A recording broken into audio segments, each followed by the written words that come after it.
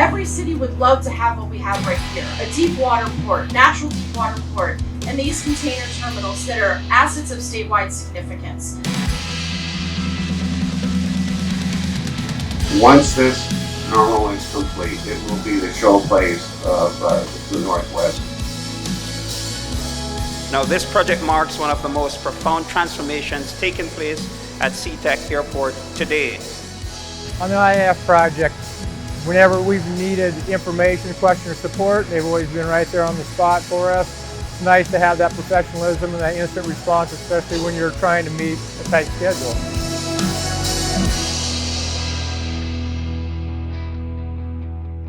And here we are today, the most environmentally progressive cruise home port in North America. One of the most innovative on customer service and among the fastest growing on the West Coast. Cruise lines want to be here, cruise passengers want to be here. We just see this tremendous demand. You know, for years, the typical visitor was what we called the hometown stranger.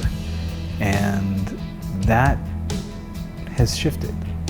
And we are seeing more and more guests coming from out of town. Our Port of Seattle Commission has just approved a third cruise terminal for the port, and it's going to be right down on the central waterfront.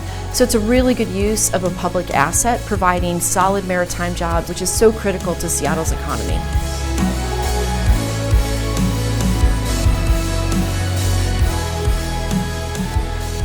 We are committed to making this successful for you and for all of our customers here at SeaTac Airport.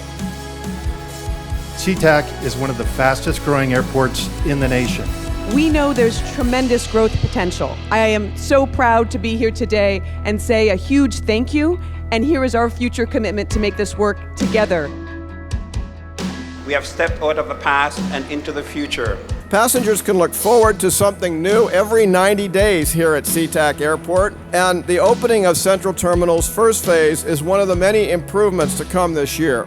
So many people travel through this airport. The energy, the dynamic environment of working in an airport there's nothing else like it in the world.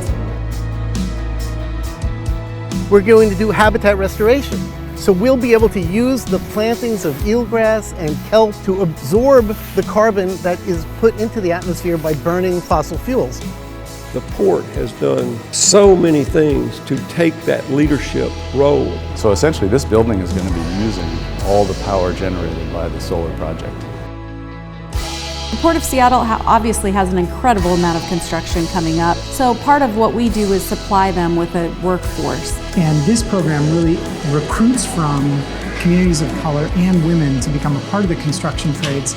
As the port, we're a proud sponsor of that in our own efforts to diversify our workforce and the workforce of the contractors that we work with. Minority businesses bring competition, they bring innovation, they bring cost efficiencies, and they bring better solutions. A lot of kids are volunteering. I think it's the biggest opportunity for us to help the environment, to help everyone else.